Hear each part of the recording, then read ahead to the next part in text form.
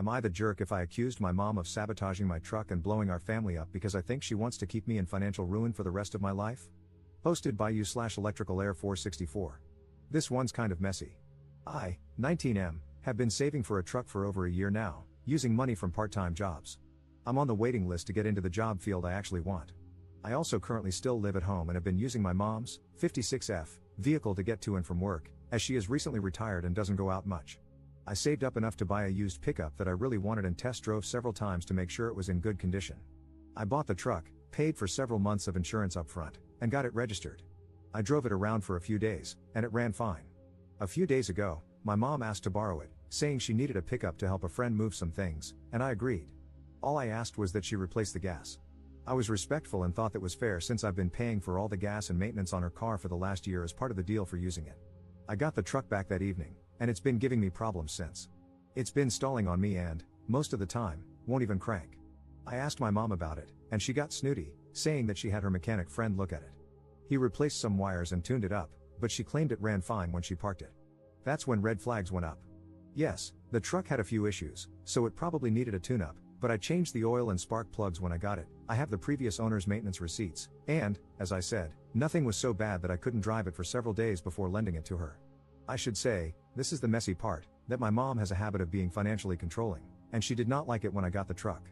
She wanted me to buy a sedan from one of her friends and complained nonstop when I brought the truck home.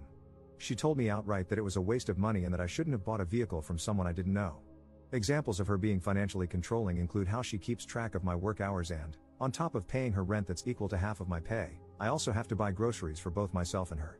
She also won't let me access the money my dad left when he died a few years ago and constantly complains whenever I spend money on myself, which isn't often. I've only bought some clothes and a few games for my PC over the last year because I was working so hard to save for a vehicle. Her mechanic friend also isn't a legit mechanic. He's a guy who replaces parts for people and does oil changes out of his garage. I've noticed over the past few years that he can't really diagnose a vehicle, and he won't work on cars unless the person tells him exactly what they want replaced. I personally feel like she took it to him and had him do something to the truck, but I have no proof. This kind of petty isn't beyond her. She slashed a neighbor's pools once because they didn't drain them at the end of summer and they were just breeding mosquitoes, and she constantly reports minor things to the police. My aunt told me last night that if my mom and I have it out, I can stay with her family, and I'm really considering accusing my mom to her face of sabotaging the truck. If I do, I know she'll kick me out, plus I still have to pay to have the truck taken to a real mechanic. But she's been beaching at me nonstop about what a crappy decision I made and how she told me it was a waste of money. So, would I be the jerk if I told her off and accused her of sabotaging my truck? I'm fairly certain that's what happened, and I'm about to break down under the stress and disappointment. Relevant comments. Commenter. You also need to contact a lawyer regarding the payment from your father's death. You are old enough to stand up for yourself, so why have you allowed this woman to take control of your life, sabotage, and manipulate you? I think you personally need to get the hell out of that house before she screws you up good and proper. Once you get your own place, you can cut all ties with her. Good riddance to her. Ops response. I agree. Respectfully, though, it's kind of hard to do all that when you started broke and someone is working hard to keep you that way. Lawyers around here don't really like to work on contingency, and trust me when I say the price of the truck I just bought barely covered the retainer for the more affordable ones. I've tried. I'm sorry, I'm a mess right now. My aunt just offered me a place to stay yesterday because she honestly had no idea how things were. I'm probably going to start packing and moving out today and have the truck towed to a mechanic. Commenter. Do that and settle down for a bit. Write her a note. If you deny me access to my dad's inheritance, I will take legal action. What kind of income does your mother have? If she receives something from the government, she's probably committing fraud if she's so money hungry. That is something you can mention as well.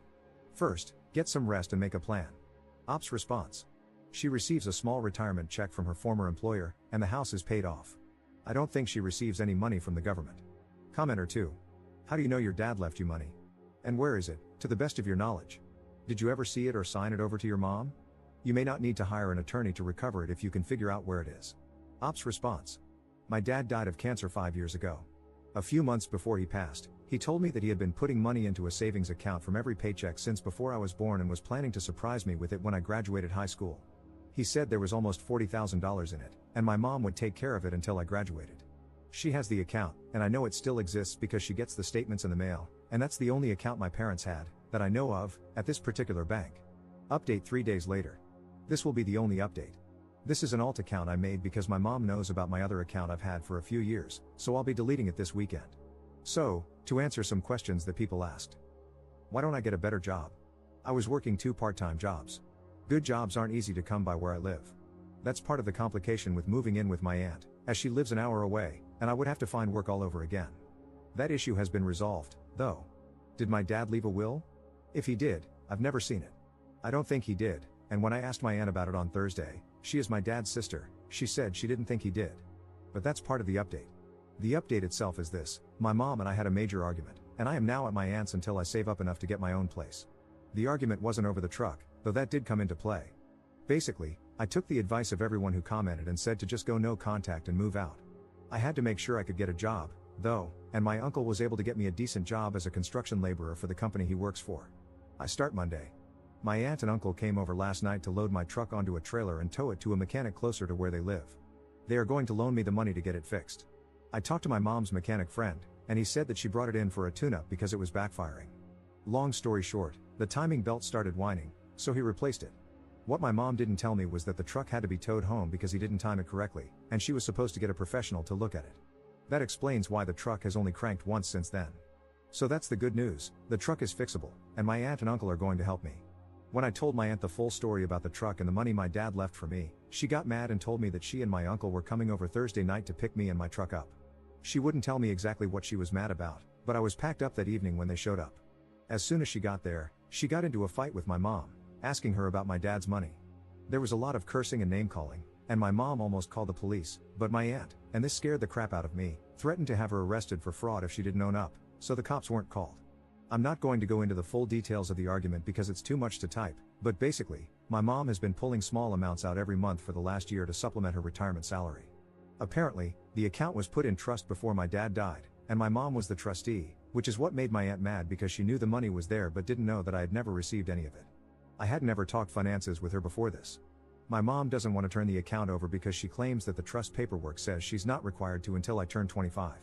She also started yelling at me for running my mouth to my aunt and accusing me of trying to ruin her retirement, saying she deserved that money for taking care of me and my dad when he got sick, etc. I got pissed and told her that I was going to sue her for the money and that I knew what happened to the truck and was going to sue her for that too. She kind of broke down and started saying how hard it had been for her since my dad died, but I didn't buy it because she's always been petty and controlling, even when I was a kid. She basically told me to get out and tried to turn it into a pity party about how hurt she was, how she was going to pay bills, etc. I just left. The mechanic my aunt and uncle are paying for says he can have the truck running by Tuesday because he's backed up until then, but I'll take that. Next week, my aunt is going to start looking for a good lawyer for me. My uncle suggested the same thing a lot of commenters did, which was that we call the state bar and see if there are any lawyers that need pro bono hours. Right now, I'm fully no contact with my mom, and she's left me 5 or 6 texts that range from, "I'm sorry, let's talk about everything," to, "You're an ungrateful son, how could you betray me like this?" I'm just ignoring them. Thank you to everyone who commented for the advice, especially those who advised me to keep my cool. She was really ready to call the cops on my aunt, so I can imagine she would have done the same to me if I had confronted her. I'm just going to save up for now.